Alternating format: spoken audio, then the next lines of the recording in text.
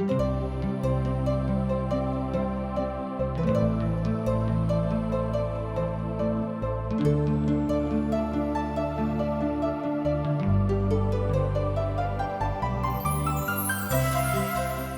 कहै छथि कि पापक मजूरी तऽ मृत्यु अछि, मुदा परमेश्वर के वचन हमरा प्रभु यीशु मसीह में अनंत जीवन अछि।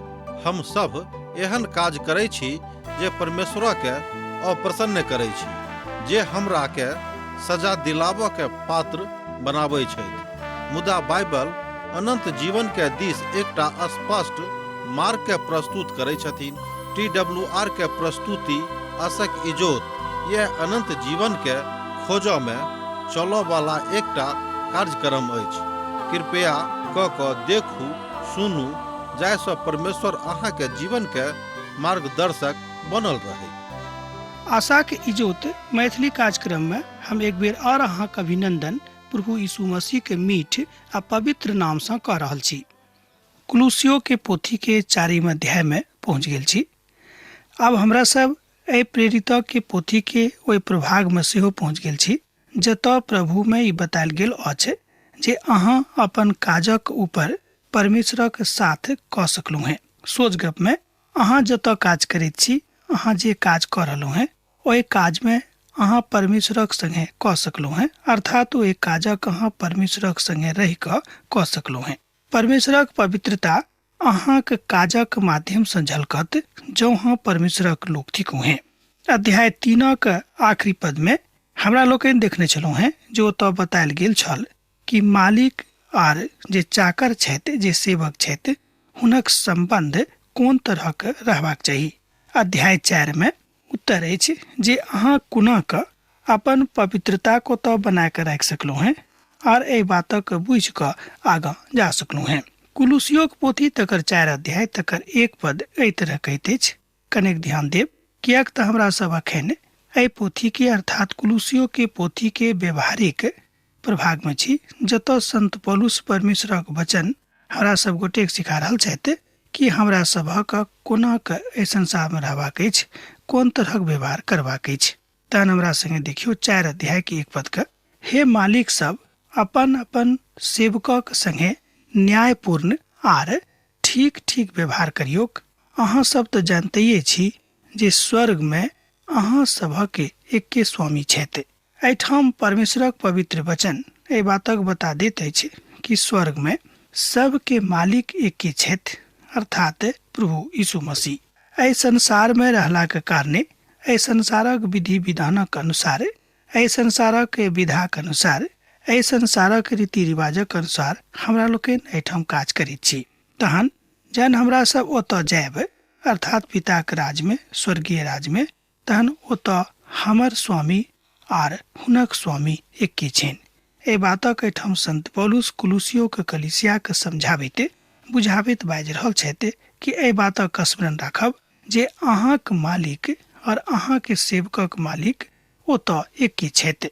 एहि बातक बिसरायब नहि, एहि बातक के स्मरण नित्य प्रतिदिन अपन जिंदगी के दिनचर्या में स्मरण राखब।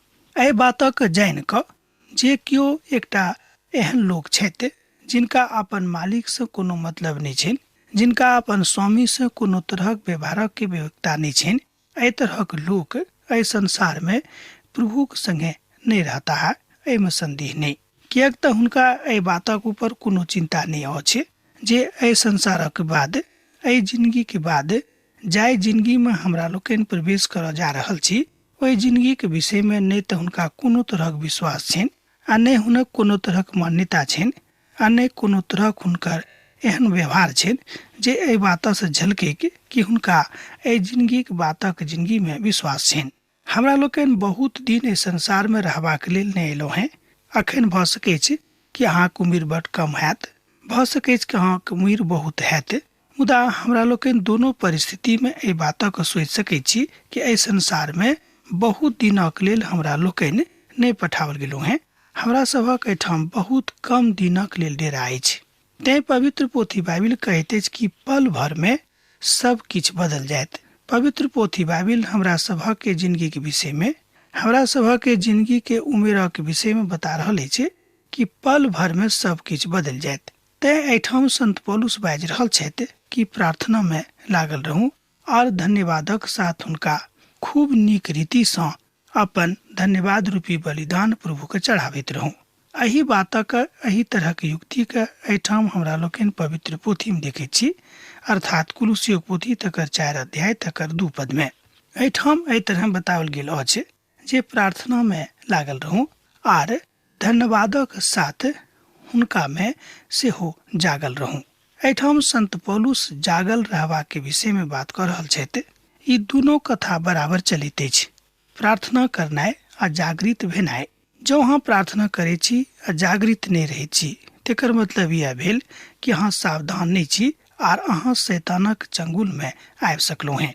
एही संदर्भ में प्रभु यीशु मसीह जहन एहि संसार में अपन देही के साथ विराजमान रहते तहन वो अपन शिष्य सबके बाजने रहते कि प्रार्थना में लागल रहू जाहिसँ अहाँ सब परीक्षा में नहीं पड़ी। एहिठाम संत पौलुस बाजि रहल छथि, धन्यवाद हुनका दैत रहियौन और जागल रहियौ। कियाक तऽ जँ अहाँ जागल नहीं रहब तऽ अहाँ से कोनो काज नहीं हैत। एकर मतलब ई नहीं भेल कि हमरा लोकनि सुतबे नहीं करी, 24 घंटा जागले रही। एकर अर्थ ई नहीं भेल। एकर अर्थ यह भेल कि हमरा सब गोटे की स्मरण रखबाक अछि कि प्रभु हमरा एहि संसार में पठौने छथि। एहिठाम पठेबाक हुनक कोनो ने कोनो उद्देश्य छनि, हुनक कोनो ने कोनो उद्देश्य लुकायल छनि। तहन हुनक उद्देश्य अहाँक जिंदगी में की अछि तकरा जानबा के कोशिश करियौक आर आगाँ बढ़ियौक। जेना कि हमरा सब नहमिया के अनुभव से एहि बातक सीखैत छी, एहि बातक देखैत छी कि नहमिया जहन एहि बातक बुझि गेला कि दुश्मन सब प्रभुक मंदिरक आर जेरूसलम के दीवारक खसा देने छथि, तहन वो मन में बहुत दुखित भेला। राजा से ओ कहलनि कि अब हमरा जाय दिया, कियाक तऽ हम अपन परमेश्वर के मंदिर का जे ढह ढन बना गेल अछि, जे ओतक दीवार एम्हर उम्हर खसि गेल अछि, तकरा हम सम्हारे के लेल ओतऽ जा रहलहुँ हैं, तकरा बनेबाक लेल हम ओतऽ जा रहलहुँ हैं, हमरा विदा कऽ दिअ।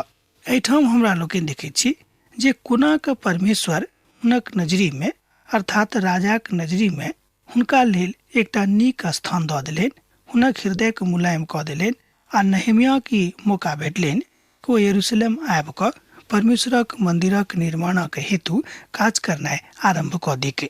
हमरो सभक यह काज करबाक अछि, अर्थात जे विश्वास रूपी चद्दरि हमरा सब ओढ़ने छी तकरा अपना देही पर से उतारि कऽ फेंकबाक आवश्यकता नहीं थिक। मुदा हमरा सबके जे चादर विश्वासक भेटल अछि ओहि चद्दर के आर बेसी नीक साफ कऽ कऽ रोज रोज अपना देही के ऊपर रखबाक अछि, जाहिसँ हमरा लोकनि ई जानि सकी कि हमरा सब परमेश्वर के धिया पुता थिकौ हैं।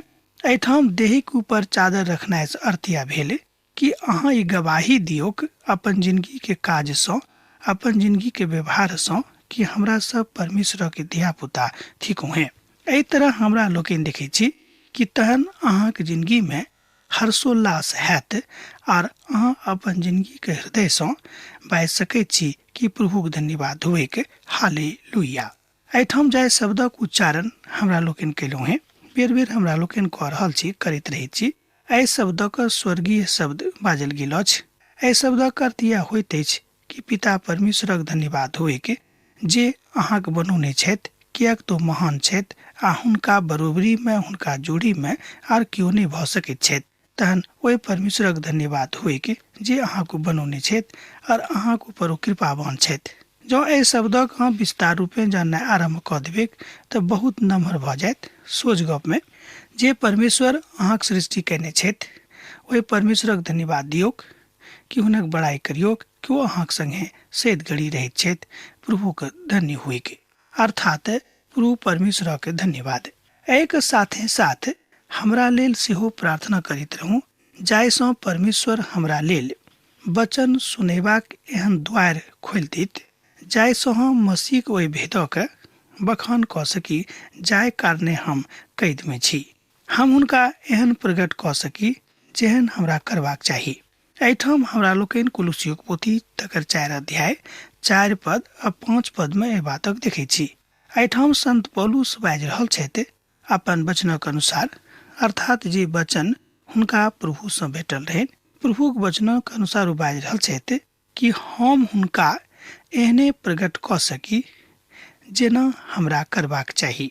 एहिठाम संत पौलुस बाजि रहल छथि कि जेना प्रभु यीशु मसीहके हमरा प्रकट करबाक अछि, लोकक बतेबाक अछि, ओही तरह हम बता सकी, किएक तऽ हमरा एहि द्वारा एहि संसारमे पठाओल गेल अछि। एहि द्वारा प्रभु यीशु मसीह हमरा अपन प्रेरित बनौने छथि, अर्थात अपन बुलाहटक के प्रति सजग रहनाइ। जे बुलाहट प्रभु अहाँक देना छथि, ओहि बुलाहटक स्मरण करनाइ। एकटा भक्त प्रभुक महान दास एहि बातक कहैत छथि। टीकाकार साहब एहिठाम बाजि रहल छथि जे प्रभुक महान दास छथिन। ओ कहैत छथि कि जे केओ अपन बुलाहट के रोज कम से कम एक बेर भिनसर में स्मरण करैत छथि कि हम प्रभुक बुलाहटक कारणे हुनक सेवा में छी, तऽ ओ जरूर सावधान रहता है आ हुनका से बेसी गलती नहीं हेतनि। एकटा बड़ व्यवहारिक गप हमरो लागल, अहूँक शायद लागल हैत। ई बड़ व्यवहारिक गप थिक कि हमरा सबके रोज भिनसर में कम से कम एक बेर एहि बातक स्मरण करबाक अछि, याद करबाक अछि कि हमरा प्रभु एहिठाम पठौने छथि। प्रभु हमरा अपन काजक लेल फरक कऽ देने छथि, तैं हमरा हमर फरक भेनाइ के अस्तित्व के बुझबाक अछि आ हुनके में प्रकाशित भऽ कऽ हुनके इजोत में आगाँ जेबाक अछि। तकरा बादे अहाँ किछु कऽ सकलहुँ हैं। प्रकाशनक पोथी जे पवित्र पोथी के सबसे आखिरी पोथी थिक, ओहि पोथी के 3 अध्याय के 8 पद में एही बातक बतायल गेल अछि। ओ बहुत प्रकारक के खुजल दरवाजा के खोलि सकैत छथि। जे अहाँक लेल दरवाजा बंद भऽ गेल अछि, ओहि दरवाजा के प्रभु यीशु मसीह अहाँक लेल खोलि सकैत छथि। ओहि दरवाजा को खोज कऽ अहाँक लेल राखि सकैत छथि। हम तऽ यह कहब कि स्वर्गक दरवाजा समस्त विश्वासी के लेल खुजल अछि। प्रभुक धियापुता के ई काज करबाक छनि, प्रभुक धियापुता के ई काज बुझबाक छनि, प्रभुक धियापुता के एहि बातक स्मरण रखबाक छनि कि हमरा ओ चुनने छथि आर हुनक बुलाहटक स्मरण कऽ कऽ हम कोनो काज करी तऽ कतेक नीक रहत। यह बात स्मरण करबाक अछि। हमरा सभक बुद्धि में, हमरा सभक चाल चलन में, हमरा सभक बातचीत में, हमरा सभक उठनाइ बैठनाइ में परमेश्वरक ज्ञान झलकै के ध्यान राखब। जँ अहाँक ज्ञानक इजोत में प्रभु यीशु मसीह के इजोत नहीं मिलल अछि, जँ प्रभु यीशु मसीह के इजोत नहीं चमकैत अछि, तऽ एहि संसारक ज्ञान अहाँक बहुत दिन काज नहीं देत आर अहाँ एहि संसारक ज्ञानक साथ पिता परमेश्वरक राज में प्रवेश नहीं पाबि सकलहुँ हैं। हमरा सभक एही दवाक जरूरत अछि, अर्थात वचन रूपी दवाई के जरूरत हमरा सब गोटे के अछि। ओ स्त्री, मान लियो कोनो स्त्री आबि कऽ यदि अहाँ से बाजती जे हम बहुत पीड़ित भऽ गेल छी, तहन सर्वप्रथम अहाँ की करबिक। एहिठाम स्त्री के द्वारा आनल गेल अछि कि हमरा सब बहुत बेर ई बुझैत छी कि हुनका ई काज करबाक आज्ञा नहीं भेटल छनि जे ओ प्रभु यीशु मसीह के लेल सेवा करथि। एहि तरहक मनोभाव बहुत लोकक छनि, एहि तरहक मनोवृत्ति बहुत लोग बना कऽ रखने छथि। मुदा पवित्र पोथी कहैत अछि कि हुनको ई काज करबाक पूर्ण अधिकार देने छनि। जेनाकि हमरा लोकनि जानै छी कि प्रभु यीशु मसीह के मृत्यु में से जी उठलाक सुसमाचार सर्वप्रथम एकटा स्त्री जाकऽ पतरस के देने छली जे प्रभु यीशु मसीह मृतक में से जी उठल छथि। एहि बातक गवाही हमरा लोकनि पवित्र पोथी बाइबिल में देखैत छी। यूहन्नाक रचल सुसमाचार में, मत्तीक रचल सुसमाचार में हमरा लोकनि एहि बातक पाबैत छी। अर्थात अहाँ बाजि सकलहुँ हँ कि चारों सुसमाचार में एहि बातक विषय में कतौ ने कतौ किछु ने किछु कोनो तरह बतायल गेल अछि। एहि संदर्भ में, एहि बात में हमरा सभक परमेश्वरक ज्ञानक के उल्लंघन नहीं करबाक अछि। जे ओ ज्ञान देने छथि, ओहि ज्ञानक जे सार्वभौमिक बात अछि, जे सर्वोच्च बात अछि, जे सबसँ नीक बात अछि, तकरा हमरा लोकक बतेबाक अछि। अर्थात परमेश्वर जे ज्ञान अहाँक देने छथि, हुनक ज्ञानक अहाँक लग रहबाक चाही आर तकरा बाद अहाँ ओहि ज्ञान के ठीक रीति से अपन दूसरो लोकक पहुँचा सकी। एहि बातक आशा एहिठाम हमरा लोकनि प्रभुक दास राखैत छथि। अर्थात संत पौलुस यह चाहैत छथिन कि जे परमेश्वर अहाँ ज्ञान देने छथि, वह ज्ञान अहूँ लोकक दियौक। विश्वासी के संगति हृदय से होयबाक चाही। एक बेर आर सुनियोक, विश्वासीक संगति हृदय सँ होयबाक चाही। खाली देखावटी ने, खाली देखावा ने, खाली ऊपरका ने, मुदा हृदय सँ अंतर मन सँ एक दोसर गोटे के संगे संगति होयबाक आवश्यकता अछि। पौलुस बाजि रहल छथि जे विश्वासक संगति प्रेम सँ और दिल सँ होयबाक आवश्यकता अछि। ओ हमरा वा अहाँक अपने आप ठाड़ कऽ देता जँ अहाँ ठाड़ होयबाक अंदर सँ हिम्मत करै छी। प्रिय भाई और विश्वास योग सेवक तिखिमुस जे प्रभु में हमर सहकर्मी छथि, हमर सबटा कथाक अहाँक बतौता। हुनका हम अहाँक लग एहि द्वारा पठेलहुँ हैं जे अहाँक मनक समाद मालूम भऽ जायक और ओ अहाँक हृदयक शांति दैत। एहि बातक हमरा लोकनि एहिठाम देखै छी कुलुस्सी पोथी 4 अध्याय तकर 7 पद में और 8 पद में। एहिठाम संत पौलुस परमेश्वरक वचन सँ गप कऽ रहल छथि। ओ गप कऽ रहल छथि कि हम चाहै छी जे प्रभुक दास तिखिकुस जे हमरा संगे एहिठाम छथि, हम हुनका अहाँक लग पठा रहलहुँ हैं, जाहि सँ अहाँक ई समाद भेटिक कि अहाँ केहन छी वा हम केहन छी, ओहि बातक जानिक और हमर समाद विशेष कऽ कऽ अहाँके पठाबिक। तिखिकुस इफिसुसक कलीसियाक पुरोहित छलाह। हुनका विषय में इफिसियोक पत्री में बतायल गेल अछि। इफिसियोक पोथी तकर 6 अध्याय तकर 21 पद के जँ अहाँ पढ़बै तऽ पायब कि हुनक नाम ओतऽ उद्धृत अछि। प्रेरितक काज नामक पोथी तकर 20 अध्याय आ 4 पद में सेहो एहि बातक विषय में बतायल गेल अछि। आ तकरा बाद दोसर तिमुथिक पोथी तकर 4 अध्याय आ तकर 12 पद में सेहो एहि विषय पर बतायल गेल अछि। आ जे प्रभुक बड़ नीक भक्त छलाह, अहू में संदेह नहि, अर्थात तिखिकुस प्रभु यीशु मसीह के बड़ नीक भक्त छलाह, बड़ नीक विश्वासी रहते। हुनका संगे हम उनके सिमुसक सेहो पठेलहुँ हैं। ओ विश्वास योग्य प्रिय भाई और अहीं में से छथि। ई दुनों अहाँक सबटा कथा के बता देथिन। कुलुस्सी पोथी 4 अध्याय तकर 9 पदक जँ अहाँ पढ़बै तऽ एहि पादक अहाँ देख सकैत छी, एहि बातक अहाँ जानि सकैत छी। हुनका संगे ध्यान दियौक, हुनका संगे हम उनेसिमुसक सेहो पठेलहुँ हैं। ओ विश्वास योग्य प्रिय भाई और अहीं में से छथि। ई दुनों अहाँक सबटा कथा के बता देथिन। एहि तरह हमरा लोकनि देखै छी कि प्रभुक दास संत पौलुस बाजि रहल छथि कि भने हम एहिठाम जेहल में बंद छी, भने हम एहिठाम दुख उठा रहल छी, मुदा हुनका एहि बातक के पूर्ण विश्वास छनि कि हम प्रभु यीशु मसीह के लेल दुख उठा रहल छी, तहन हमर मन गदगद अछि। अहाँ बाजि सकलहुँ हैं कि ओतेक तकलीफ में रहलाक बादो संत पौलुस गदगद छथि, अंतर मन से खूब आनंदित छथि। उनेसिमुस एकटा गुलाम छलाह जे फिलेमोनक कुलुस्सियो में ओ अपन मालिकक लग सँ आनि कऽ लऽ गेल रहन, अर्थात हुनक अगुवाई ओ करैत रहन। और ओ पौलुसक एहि बातक बतौने रहथि, अर्थात ओ बहुत दिनक लेल मुदा किछु कालक लेल ओ पौलुसक संगे रहथि। एहि बातक बहुत विद्वान सब कहैत छथि। प्रभुक संगे प्रभुक सेवा करऽ वाला लोक रहैक एहिसँ बेसी नीक कथा की और भऽ सकै छै। और अब ओ पौलुसक द्वारा हुनक मालिकक लग पठावल जा रहल छलाह। पौलुस फिलेमोनक पाती लिख रहल छथि। जहन ओ ओसिमुनुसक पठा रहल छलाह, ओ फिलेमोनक बाजि रहल छथि जे उनेसिमुस हुनक प्रिय भाई छथि।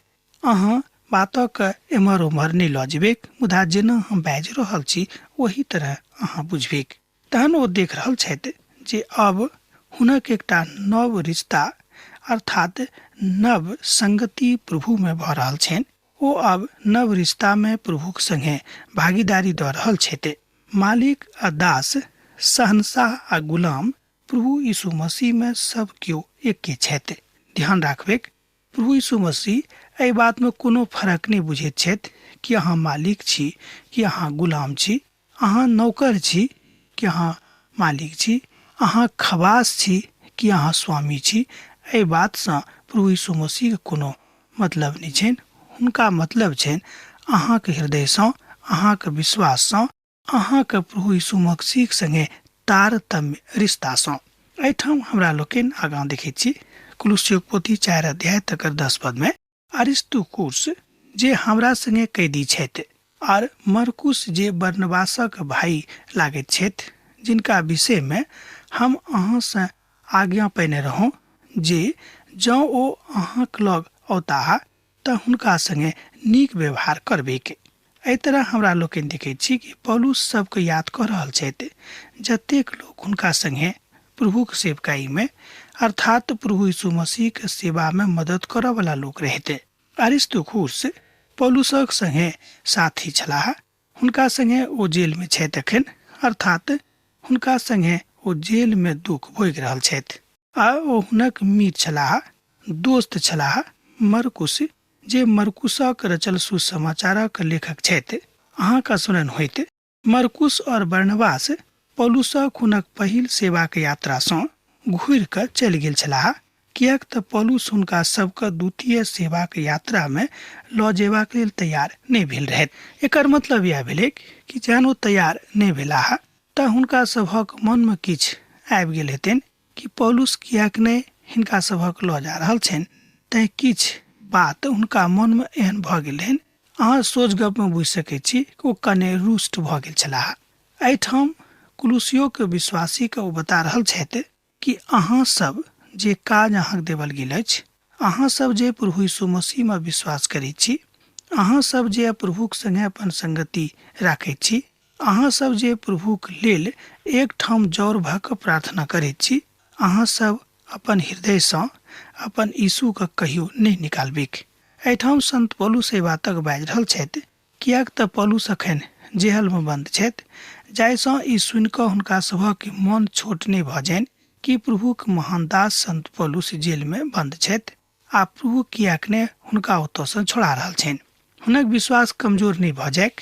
ओ एहि बातक लेल हुनका सभक सिखा रहल छथिन कि एहि संसारक वास्तविक ज्ञान यह थिक। एहि तरह हमरा लोकनि एहि पोथी के अध्ययन केलहुँ हैं। आजुक दिन एहि पोथी के अध्ययन सेहो हमरा लोकनि एहिठाम समाप्त कऽ रहल छी। जेना अहाँ सब हमरा एहिठाम पाती लिखैत रहैत छी, लिखैत रहब, हमरा बिसरायब नहि। यीशुक नेह अहाँक जिंदगी में बनल रहे। आमीन। हमर विश्वास अछि कि ई कार्यक्रम अहाँके लेल लाभदायक सिद्ध अछि। हम चाहै छी कि अहाँ अपन आशीषके हमरा संग साझा करू। जँ अहाँ के नजीक बाइबल सँ आ जीवन सँ संबंधित कोनो प्रकार के प्रश्न भऽ सकै अछि तऽ अपन समस्या के लेल प्रार्थना करबा के लेल जँ चाहै छी तऽ हमरा फोन नंबर पर जरूर संपर्क कऽ सकै छी। परमेश्वर अहाँ सब के लेल एकटा सुंदर, सुखद, आनंदित दिन प्रदान करैक।